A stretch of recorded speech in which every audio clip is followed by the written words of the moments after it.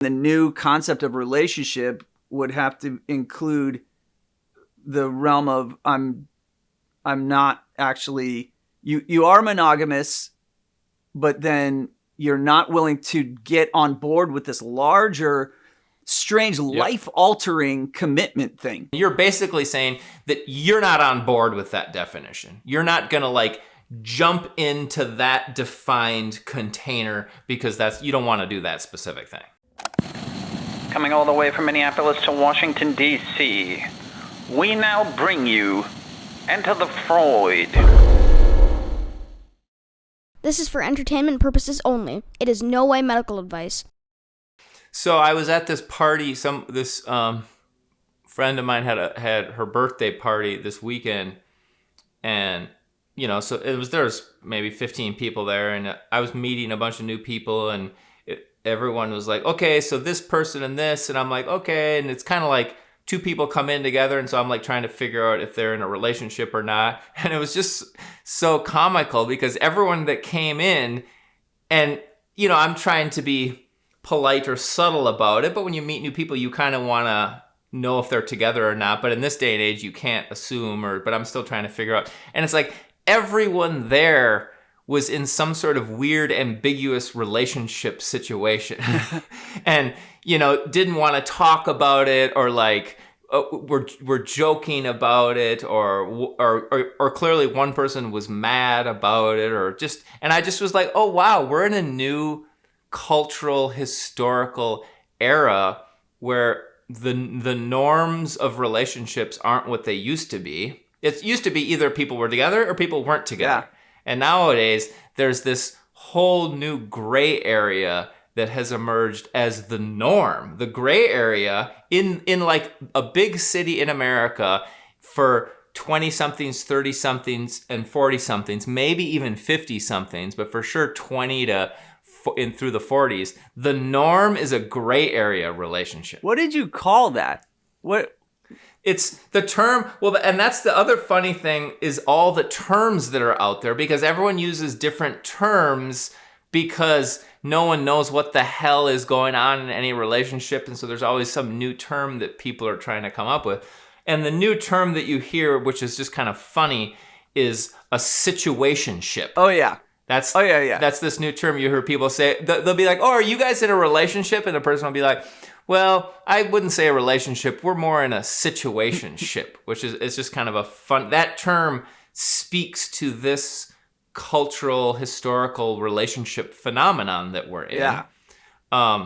And it's just I think it's telling. It says something about what's going on in relationships in America in the 21st century. Dude, I have a horrendous theory as to why we've arrived at this ambiguous gray area state of situationship or whatever we're going to call it. But I refuse to indoctrinate you into this philosophy until I've heard more about like what did you learn from these people at the party? Like, are there certain types of situations that seem more reasonable, or like, do you think there's a difference between how you meet and then? Yeah, it's a good. Well, my theory is that it's like our old norms for relationships.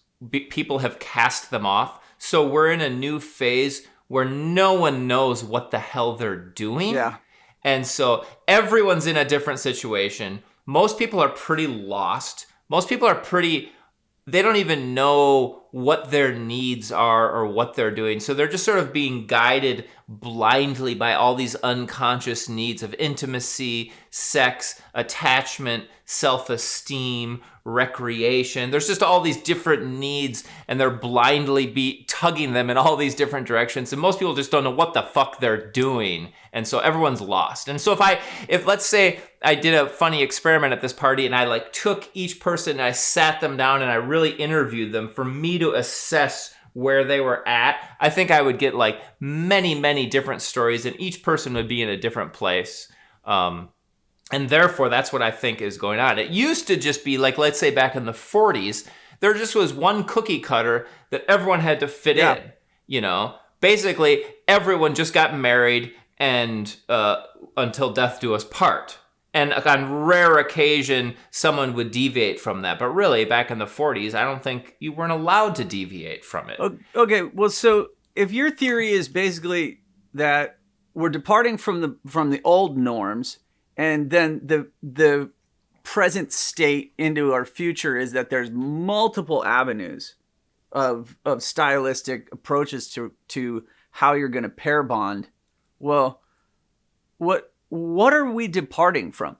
In that 40s situation, there's, as you say, you get married, but what's the whole implied thing that everyone's departing from? There's a host of weirdness that's assumed that comes with like ownership and jealousy and stifling. Yep. It's like a developmental lag that happens. Like you sign on to these fucked up unspoken agreement, and then the next thing you know, the other person is fat and the other person has no job, and it's like seriously. And if you think like, oh, you're going to be in a committed relationship, which I suppose that's really what differentiates you from being in a relationship to a situationship is the assumed commitment.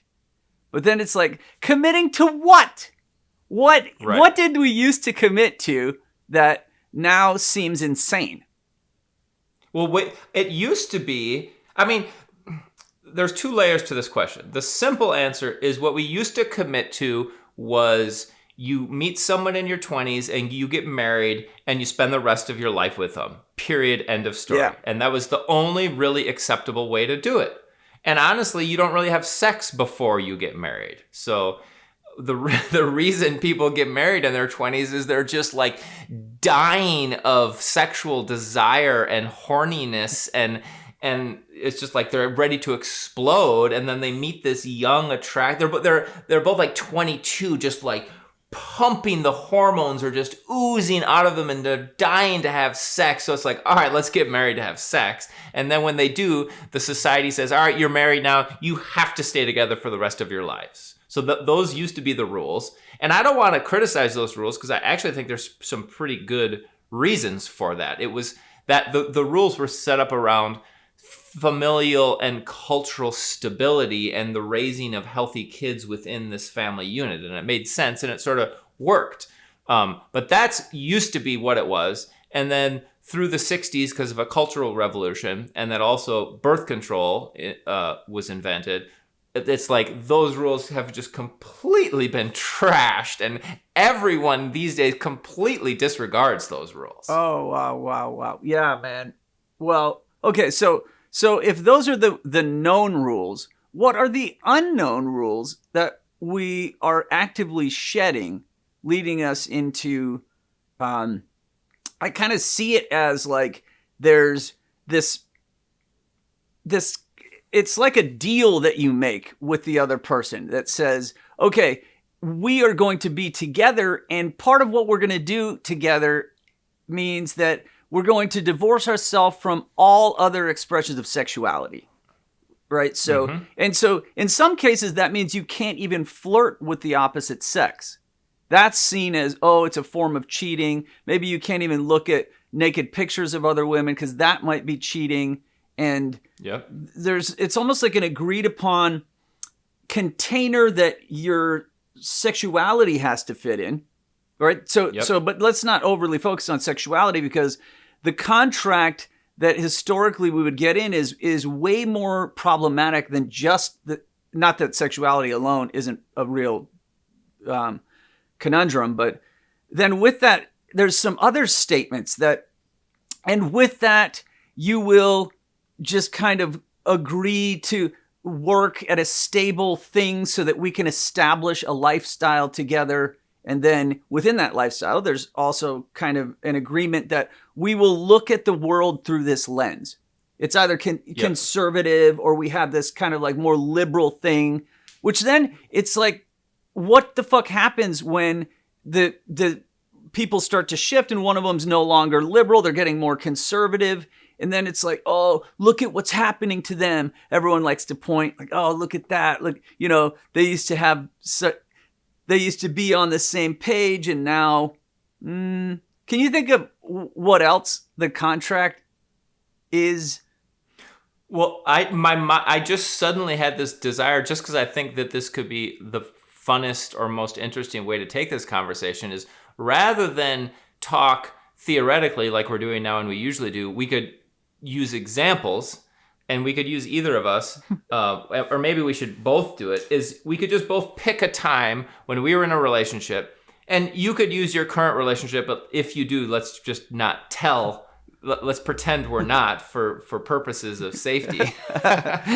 and just pick maybe let's just do it. I'll interview you about this. You pick a relationship and pretend you're in that relationship right now, and I'll try to examine where you're at and what you're doing and why you're doing what you're doing. All right.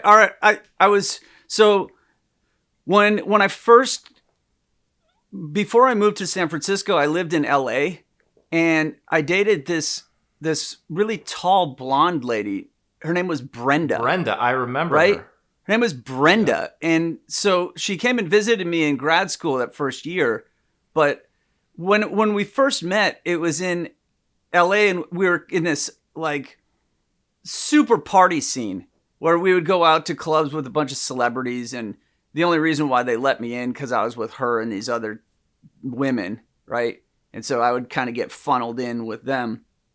But the arrangement, I don't think we ever talked about. Ever.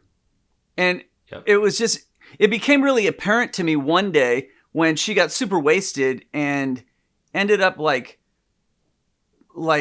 something happened where she inhaled something into her lungs and then ended up in the hospital with pneumonia. And I just remember one of her girlfriends texted me and was like, oh, she's in the hospital. And I was just like, oh, wow, that's horrible. And they were like, aren't you going to go see her? And I was like, why the fuck would I do that? That seems really personal. It seemed so bizarre that it was way outside of our arrangement. Yes.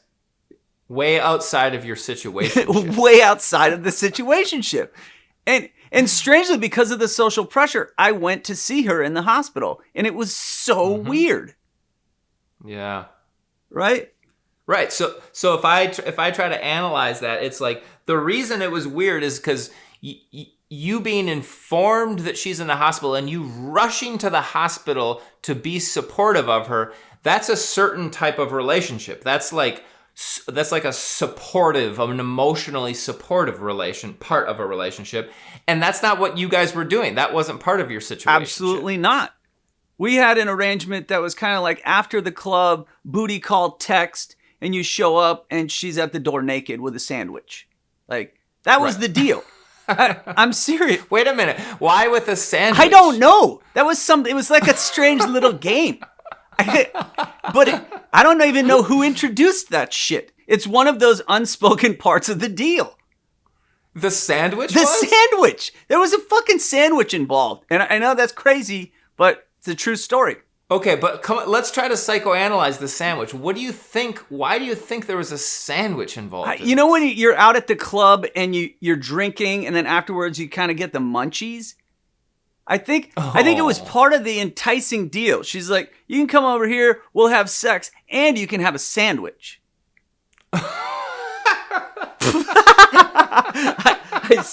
Hey, nobody said these situationships had to make a lot of sense. I think this sandwich thing is the perfect example and confirmation of what I was saying earlier, which is every situationship and every relationship these days has a weirdly different set of needs that it's met, you know? Highly specific to the developmental and environmental cues, right? Yes. The fact that we used to meet predominantly after we were all out as a group in the club. We'd all meet, and then afterwards we kind of knew, wink, wink, nod, nod, we're going to hook up after this. And then right. And there was this extra little cherry on top. You're going to hook up, and she's going to have a nice sandwich for you. Yeah. Like, yeah. It's funny. I never even. And then you could have added a couple things, like while she's making the sandwich, you could like fold her laundry. that would have been another interesting little thing to add. Dude, without a doubt, that is someone's deal, right? Yes. Without a doubt, and it starts to get a little strange once you add those elements to it. But I think there's probably tons of ordinary ones. But I guess rather than get more theoretical, we could continue to investigate this. And then why did it hang on versus like eventually it disappeared, right? I think an important thing in our discussion here is there's an assumption, especially if you if you would just like Google search situationship right now, there'd be all these like relationship coaches who had wrote some little article in some lame website like, here's what a situationship is. And I bet you anything, 90% of them would criticize that situationships are bad, and their rationale would be that a true committed relationship is the best. But these days, people are refusing to commit because of dating apps, and there's too many options, and people are non-committal. And I would bet there's an assumption in all these articles that situationships are bad and are kind of immature, and that people really need to like grow up, get mature, commit, and be in long-term relationships. I bet you anything, all the articles would say that. And I bet most people who think they're kind of like the mature ones or whatever would sort of believe that that's true. So I kind of want to say that to put, there's like landmarks in our discussion, and that's one important landmark to it. And let me sort of speak to that. Here's why. I'm not saying they're wrong, and I'm not saying there's no truth to that, but I think here's this really important thing that they're missing is that the relationship you're supposed to be in right now is this thing that was invented super recently in human history, where you're supposed to combine what marriage was for hundreds of years, which it was like a social, financial, church, religious-based contract that was like kind of created by the church and other sort of capitalistic systems that worked good for like furthering, a country's like economic well-being. That thing, which was like, it was like an arranged marriage where families would put two young people together because it worked well for like the social system. People like 50-ish years ago or 80, 100 years ago thought, oh, we could just take that marriage thing and combine it with this weird thing called falling in love and put those two things together, and then it'll be perfect and they're soulmates and they'll live happily ever after. And so that happened. And it didn't happen because some brilliant relationship scientific geniuses drew out a bunch of mathematical equations and formulas and decided this is the best way to have a relationship. No, that's not what happened. It's just like it happened super unconsciously, and everyone foolishly and naively believed that, oh yeah, that's the thing. The soulmates meet and they fall in love and they live happily ever after starting when they're 22. And everyone believes in that thing, and they think that's the gold standard and that everyone needs to do that, and anyone who's not doing it is like immature or missing the boat. Okay. So that assumption is super pervasive, but no one realizes that they're making that assumption. And that's the problem with this critique of situationships. Okay, I like your critique, and it still leaves a giant vacancy for what the hell is the next. Like, should we all just be in a situationship? I've been in situationships for 10 years now. Every single one of my past relationships after I was married have just been one situation after the other, and I'm refusing to get married again because of there's a couple key parts of the contract that I'm not down with right now. Right? What are those? Specifically, I can't get down with this kind of like ultimately merged financial situation. For some reason, that scares me, even if the person I'm getting together with has way more money than me. Like more or less or equal. All of them disturb me. And then So even if the woman was a billionaire, you wouldn't want to merge finances with her? It's like super odd because I don't want anything that they're going to give me. Like, I don't want a house or a Rolex watch, or these are the kinds of things that I was offered in the past 10 years. That's right. You had that one girlfriend that would love to give you fancy, expensive gifts. A fucking house. And I was like, no, I don't want a house. Thank you.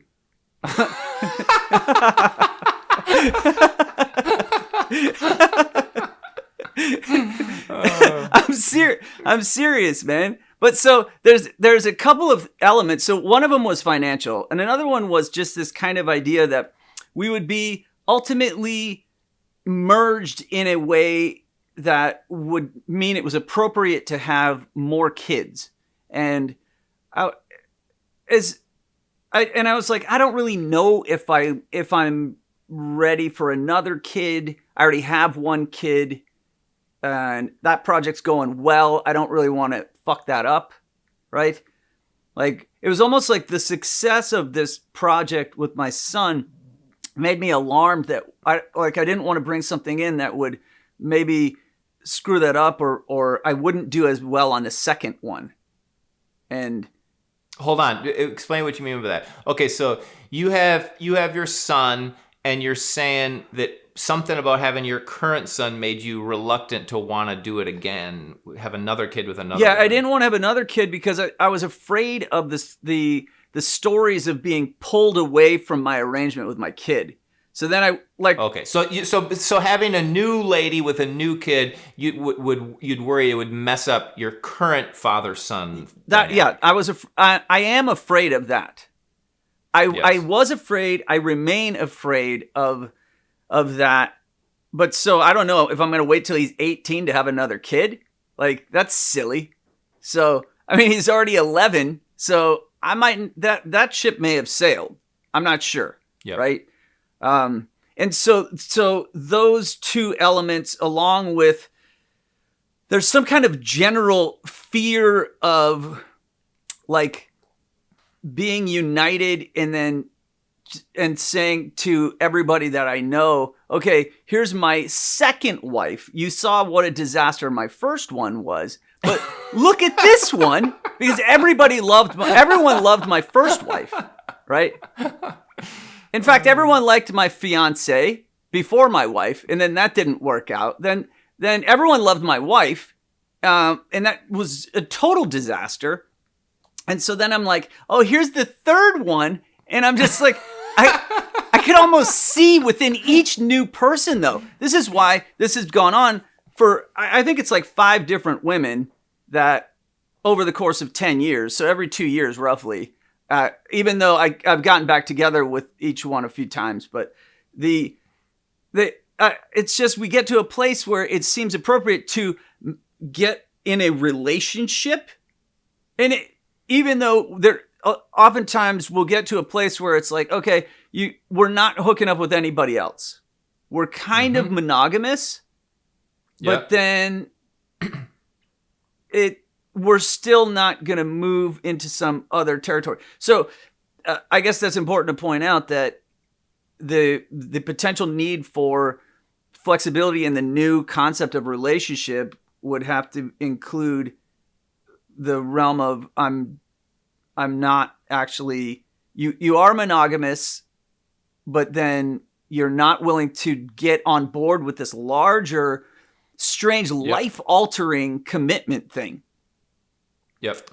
So if I try to summarize what you just said, that there's a norm and sort of an accepted norm of what a marriage is, or even what just a long-term committed relationship is. There's kind of some vaguely agreed upon in our culture sense of this is what a marriage is, or this is what a relationship is. And there's a definition to that. And you're basically saying that you're not on board with that definition. You're not going to like jump into that defined container because you don't want to do that specific thing. Yeah, I mean, I pointed out those 3 areas, but obviously the more I look at it, I kind of have a reaction and a resistance to a lot. It feels kind of prickly in that territory. Like it's and see if you can put your finger on what the prickles are. What are the specific things that are prickles? Well, the general sense is that it will limit my self-expression. It's going to be ultimately limiting. That's the general fear that I have, right? That I will somehow be in some kind of a restricted, like almost like an overly parenting that, or like some bizarre way supervised. It's like I have that. That if you get married or get in a certain type of commitment, then your girlfriend turns into a supervisor. Yeah, right. And that's or into a mom that's like, don't do that, porn. Yeah, some kind of a strange authority, which then puts me in this like I have to escape from authority position. And this is just unique to my own personal twist on things. Yes. And as you point out, we each have a very unique personality structure, and that this is going to be expressed in the way that you either because clearly other people are going to have the opposite reaction where they ultimately want to have somebody that they can then look after and be super merged with. And the idea of merging with someone to me is horrendous. I'm like, I've taken a very long time to consciously individuate from society and multiple forms of rule. And now to then get involved with someone who's going to be checking up on how are you doing, which is why I get in these fights with my various girlfriends where they want me to communicate different. They're like, you need to communicate better. And I'm like, lady, I do this for a fucking living and you don't. And the complaint fundamentally comes down to, in my case, I'm just not texting them in this most desired way. Yep. And so look at how obscure this conversation is, right? Like one of the things that I find, one of the spikes of this porcupine is that the way I text is not the most desirable, supportive way one could text. Yep. And it's like, should you think we should then have a booklet or a memo that goes out and is like, hey, all men between these ages, here's the right way to text. And then, okay, in the beginning of a relationship, this is how you text. When you're just trying to like hook up with them, this is how you text. Then when you're moving to the next phase, when you want to start to like be somewhat in a committed situation, you text like this. After you've only been seeing each other for a month. Now we do, we're going to meet up to go to a movie. Well, that morning, I better text you, hey, babe, can't wait to see you. Oh, my God. Like, the new James. And, hey, babe, can't wait to see you. Kissy face emoji, heart emoji. But, oh, no, you forgot to add the heart emoji. You only put the kissy face emoji. You did it fucking wrong. You're a bad boyfriend. You are not showing your appropriate level of commitment. Right? It's funny, but it's really that nuanced and true. That here's what it makes me think. It's totally true. Is that as you're saying it, like, okay, so one person's need for X amount of texting or texting in a one way versus another person's need for Y amount of texting and texting in a different way. People have different needs. And that's like one of thousands of variables in a relationship where everyone's going to have a different level of needs of how much texting or how nicely we dress or do we go to a restaurant or do we stay home or when we have sex, who's on top or who's on bottom or how much kissing or which way do you kiss? Do you use the bottom lip or the top lip and how much tongue and is it ever okay to nibble on the lip? You know, there's literally millions of subtle little ways in which everyone has different needs, right? And increasingly, as we've gone through time, more and more of us are like, I want this need met and that. We're just kind of all more spoiled or entitled or picky in our needs. And so we have this complex set of needs and no one fits perfectly. So increasingly we're like, well, until I find someone to pick who meets my needs perfectly, which we never will, I'm just going to remain aloofer in a situationship, and I'll just take what I want from this person and take what I want from this person, and it's like, so that's where we're at. That's a nice way to wrap it up, that's where we're at. And then how are we supposed to then just be cool with that? Like it would be great if we could all just somehow get to where you just arrived in this description and be like, oh yeah, cool, that's why we're here, right? We all have tons of different variations of needs, and then people fulfill them or they don't. And so you're like, and you could have a special algorithm, which would not be very hard to put in. It's just like, you can imagine the variables, right? Totally. So let's just say 1,000 each, and you just look at how much, and you're like 87%, which I think they're trying to do that with these really lame algorithms on the dating apps, right? But they're so fucking lame because they don't actually somehow, they should read your texts and then have like a relational style of your text and then overlay it onto the other person's text style. Yeah. And they could even have an app on your phone where you like kiss your phone and it like analyzes your kissing style and is like, okay, this person is a category 3.26 BL kisser. Dude, okay, seriously? That as it goes forward, this will be the future. Without a doubt, the future of the situationship will, which only further compounds the problem of how much do you accept that we are super different from other people, and the idea of grand universal connectivity is, well, it's just, it never happens, right? Like, except there's that illusion. Yeah, so what you're saying right there, which is maybe the same thing I said a minute ago, which I want to examine. I don't know if I'm totally on board, but you and I are both kind of saying the same thing, is that humans need to recognize and accept that you're not going to get all your needs perfectly met, and just be okay with a life in which some of your needs don't get met, and your perfect soulmate, ultimate partner that meets all your needs, they're not out there, so deal with it. Yeah. Well, I think now that you've just made it so clear, I may have to just drop my ultimate horrendous philosophy on you. All right, let's hear it. So basically this comes from just watching couples, and of course this is going to be I'm going to say the same thing, but it's just slightly different coming from years of couples therapy, watching these guys come through the office and fundamentally end up in a massive disagreement about things that they never said, right? So they're profoundly, as they observe how different the other one is, and that they thought that they got together based on, hey, we're together, and that means we're going to do things in a similar way. We're going to on a path that goes together. The path is we go together. But then when they start to realize that to be together and go forward in our personal evolution together, well, it's extremely complicated. And so then as we move forward, the inevitable realization that the person you're with is not who you thought they were.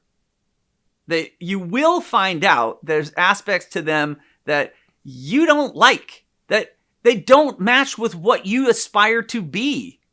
You fundamentally spend a lot of time convincing yourself, I'm a person who fits within these values, and that's how I operate in this world. And then you find out that the person you're with is not the same, and absolutely is operating on a different code. And that realization is so startling. And so I am saying the same thing. I'm just pointing out that I believe it's inevitable that you will come to this observation that you are not going in the same direction as that person, and that we're going to have to learn that that's also the future of what it means to be in a relationship, is that you don't go the same place. You you may live in different houses eventually. You may have different friends. You might have completely different interests, and it might take more work as time goes on compared to everyone thinks. Oh, the more you're together, the less you have to work. Yep. Do you see where I'm going with that? Absolutely. And one implication of what you're saying, which I agree with, is that what we were saying previously is like in a situationship, you're kind of in this state of like accepting that you're not getting all your needs met. And what you're saying is that in a marriage or a long-term relationships, you also will inevitably confront the fact that you're not getting all your needs met. Either way, life is going to hand you, sorry, buddy, you do not get all your needs met. Yeah. I guess that kind of leaves us in a place where it's like, man, what are we supposed to do then? Because I guess you're okay not being like, at some point you come to terms with the fact that you didn't become a professional athlete. If that was something that you thought, oh man, people said you were really good at sports, so you could be pro, or you're not going to be a comedian even though you say funny shit. And it's like, you eventually come to terms with, whatever. Like, I guess that I'm not going to be that. Right. And at some point, how are you supposed to tell yourself that, hey, you don't find true love in this life? That thing that they said, right? And you see how depressing it is just to say that? Like, you're not going to find true love. And it's like, oh, fuck, well, that sounds really bad. It doesn't sound like something I even want to sign on. In some cases, you might actually become horrendously depressed if you told young people, hey, by the way, sorry, this shit isn't in the cards for you. Like... Totally. Yeah, I didn't realize it until you said that, but yeah, the belief in true love it's like a religious dogma in American culture that everyone has to believe in and no one wants to question that thing. It's not only America. In India, there's this whole like belief that if you have a love marriage instead of an arranged marriage, right? So rather than have your parents and the community pick out who you marry, if you fall in love with someone and you get married because you fell in love, that's like the ultimate recipe for you have a life that's worth living, right? And can you imagine how fucked that design is when the people you end up with someone and they're just like, oh my God, what a brutal hag I fell in love with, right? It's just some like, it turns out they're a fat, farting, disgusting, and really mean and controlling psycho. You're like, what is this? What? Where's the person that I fell in love with? I guess. Right, and that happens to kind of nearly everyone. Yeah, it does. And when you brought up India and what you said kind of surprised me, because what you said was that there's a new cultural movement afoot in India where these people believe that the love marriage is really the way and the path towards happiness and glory, which is so funny because I'm assuming that all of the elders in India think the love marriage is a horrible idea and that the arranged marriage is the only proper way to do it. And why do those elders think that? Well, they must assume that the love marriage is doomed for failure, right? And why do they think that? Well, it's not just because they're idiots. It's because they maybe have some level of wisdom. So there's this kind of interesting tension between the arranged marriage proponents and the love marriage romantic believers. And I don't know, why don't the love marriage people like stop and think, is there any wisdom to the arranged marriage situation? Yeah, well, because obviously the pair bonding thing, the part that we're missing is we're mostly just focused on the individual's like autonomy and their development. But the side effect of having sex with somebody is the offspring, right? And so that the arranged marriage is fundamentally a contract between families so that you produce couples that can actually take care of the offspring, right? It's kind of like a financially desirable equation instead of like you fall in love with somebody who is an alcoholic or has a history of being they're not going to become anything in society. And so it's kind of like this strange obsession with a becoming in the world, or an obsession with conservative approach towards becoming in the world. Whereas here in America, we have a strange obsession that we're all going to become somehow stars and we're going to make it in some way. Like I keep hearing these people talk about how they missed the boat on crypto, right? They're like, oh man, I fucking missed the boat on investing early. And I'm like, well, how many investments do you have? None. Well, like what do you know about like investing in new technologies? Nothing. Well, like how many previous incarnations of technology did you buy into? Well, none. But like, but everybody who did fucking look at them now. And I'm like, and you're like, okay, so you missed the boat on crypto and you missed every other boat too. And you're gonna miss every boat in the future too. Okay, so I see the trend here. Yeah, I see the fucking trend. And it's like, because that's literally like saying, oh my God, I missed the boat on becoming a programmer and then starting a company like Google and then becoming like, yeah, you did miss that fucking boat. Like, you really did, because you didn't do that. But for some reason, people think that they just like any ordinary person should somehow have known that they should have invested in Bitcoin. Like, dude, you're not up on any of this shit. You have no connection with the world until 10 years later you hear about Bitcoin and some dumbass who had shit on a hard drive that's in a dump. Like, you heard about this 10 years after and you're like, I missed the boat on it. And it's like, no shit. You also didn't make the first Italian fucking luxury car because you had a tractor company. Like, you missed that boat too. And so you don't have Lamborghini. That's not your fucking company, bro.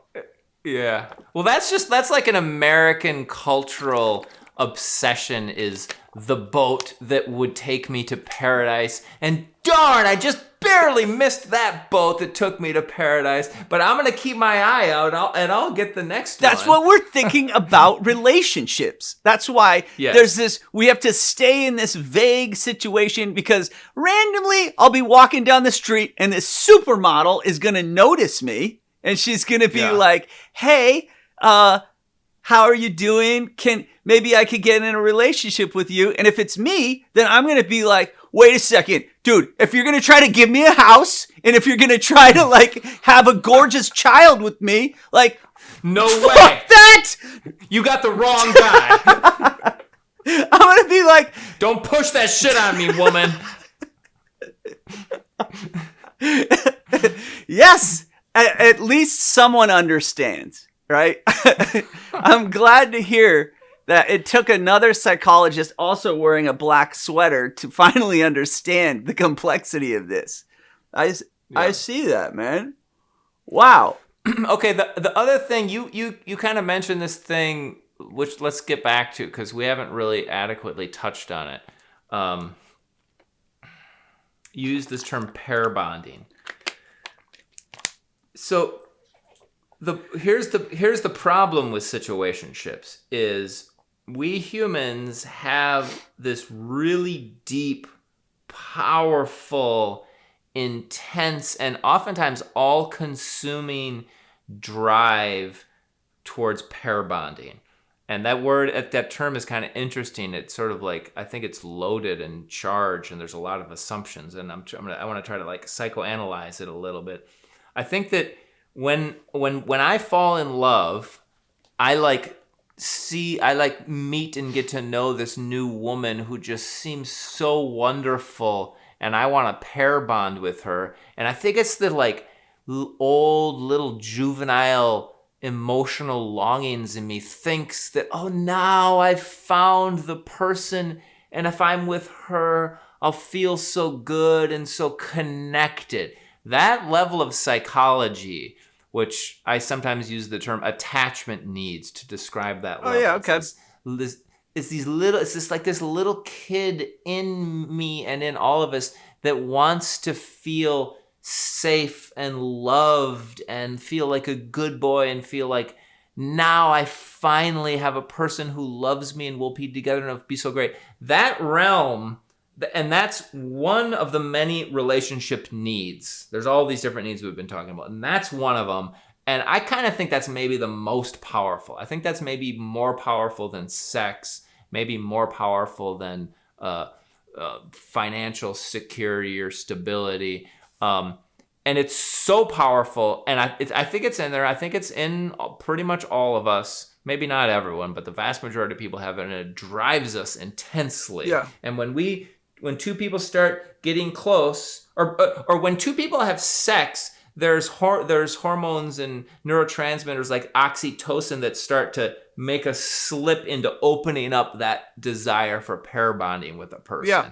And when it opens up, the impulse to start merging and being in love and having them be your person is just super powerful. And when you're in that, you want a commitment and you want exclusivity, and you'll start getting jealousy. And so that realm of human relationship needs is just a big, powerful one that has to be reckoned with. What are you saying this, like, okay, now that you pointed this out, right? You point out that, okay, this is like a deep psychological drive that then turns into this like hormonal experience. And what are we supposed to do with that? Like, well, I just think that thing makes this whole game of relationships really fucking difficult, because that thing makes us want to find our soulmate. That thing makes us think we have found our soulmate. That drives us to believe in soulmates. And that drives us to want to make the other person commit. That drives us to want to get married. And I think it floods our brain with all these chemicals, and we start to believe in true love and marriage, and it's just like it's a black hole. I don't want to use the term black hole because it has a negative connotation, but it's a black hole in the sense that the gravitational pull to suck us in and to like change our mind is so powerful.